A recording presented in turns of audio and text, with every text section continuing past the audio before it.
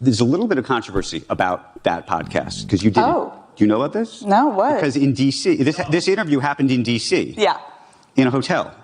Yeah. Not in a hotel. Yeah. No. It was like a random house. It was like random house. But apparently, you can tell me, they spent, meaning the Harris campaign spent like $100,000. I did see you that. know about this? It's hilarious. To build the studio. Yeah, that's not true. Not true. To make it look like it was the studio that you used in L.A. Incredible. My studio that is gorgeous in Los Angeles doesn't even cost six figures. So I don't know how cardboard walls could cost six figures, but... Huh. But do you think they did that? Interesting. I mean, you saw Absolutely not. With love to them. Oh my God, it was gorgeous, but like it wasn't that nice. What? It wasn't like gorgeous marble. Like, no, that was not six figures. Okay, she has no idea. She doesn't know what the campaign spent on the faux set that looked like hers. So the report is that the Kamala campaign, burning through cash, like you said, spent $100,000 because they couldn't fly Kamala from what, D.C. to New York? Weird. Just really weird. For a fake set? I absolutely believe they spent $100,000 on that. Oh, yeah. Ridiculous. That's ridiculous. But she fact-checked that at least, the host lady there. She's like, no. It wasn't a hotel. It's like a house or something.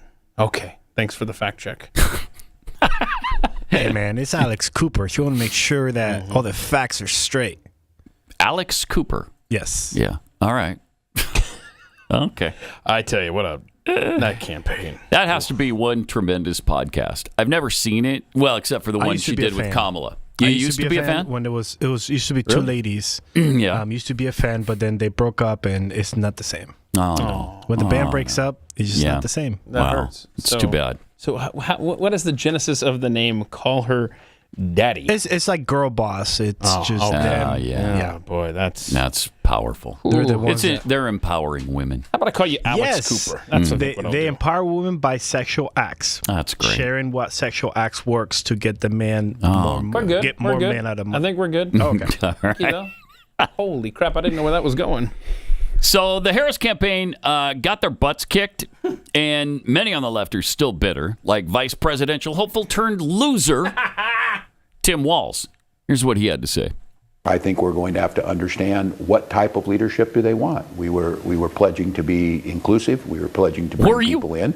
Donald Trump has said that isn't what he wants. And so if that's what America's leaning towards, I guess for me, it's to understand and learn more about America, because I thought that they were going to probably move towards a more positive message. Go to the horse barn. Shut up. We rejected their positive message.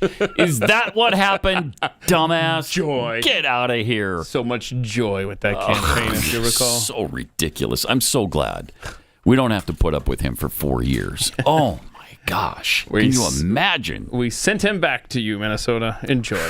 I'm so curious to know how was that Thanksgiving dinner, because his family voted for Trump. Oh, grandma, right. brother, cousins. How was that dinner? Had to be fun. Well, they rejected his positive message, so he's probably disappointed in his family, I bet, because they were all about inclusion and joy and wonderment. That's what calling Donald Trump a Nazi is. It's joy and a positive message. That's what it is. Barack Obama is a bit bitter, too, because nobody gives a rat's anus what he cares about or says anymore.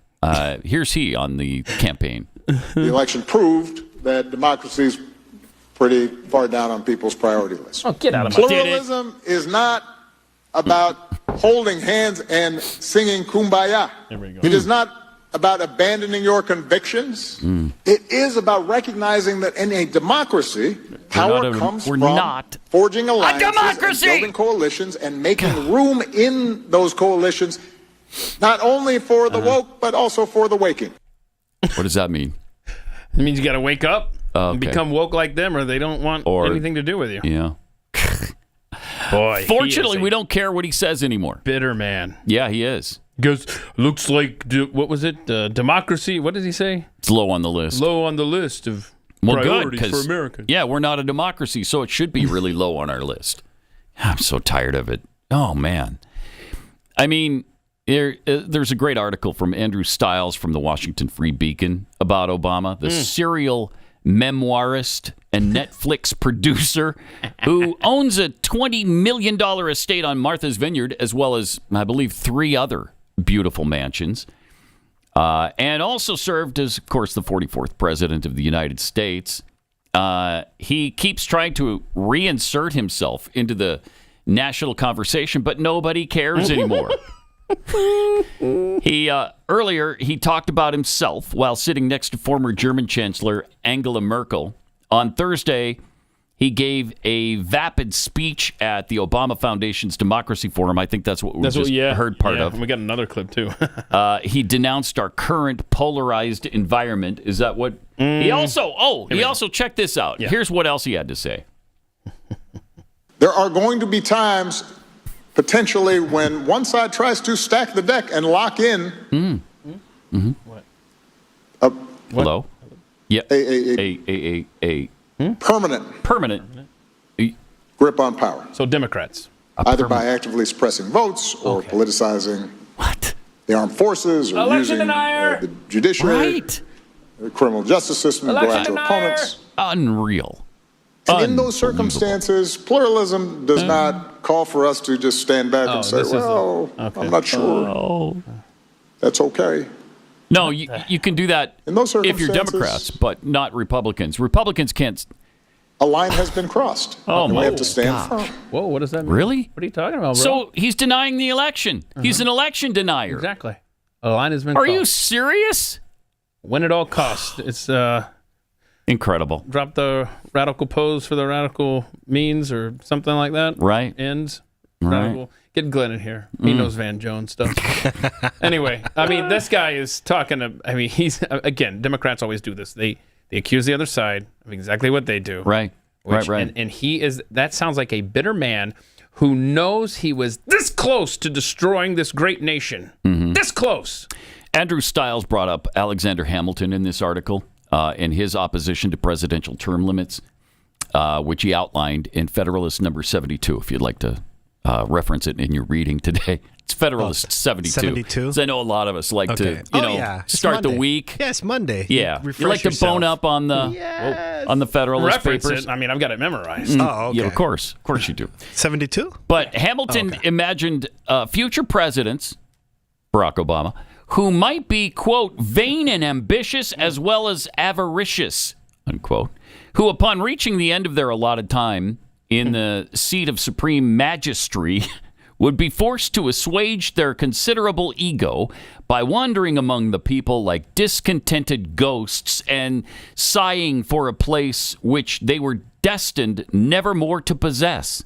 Our astute reader observed that Obama appears to have a roaring case of discontented ghosthood.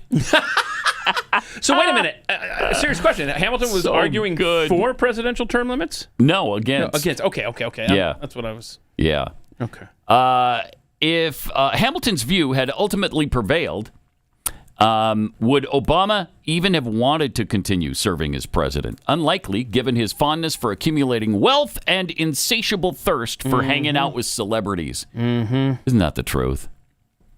And originally there were no term limits. I mean, we didn't get term limits until, much, much later, 50s. like 1950s, because of FDR.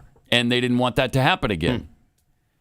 So. And FDR was a Republican, right? Oh, whoa, no, bro. no. Oh, my no, God. he wasn't. Okay. Sorry. Yeah. Territorian needs to learn some American history. Well, he just assumed, I'm sure, Chris, because Republicans are so evil and they only seek for power and gain. That's what I was trying to my connect bad. the dots. I didn't pick up. I'm slow. Yeah, a little sarcasm there, I think, on Chris's part. That's my bad.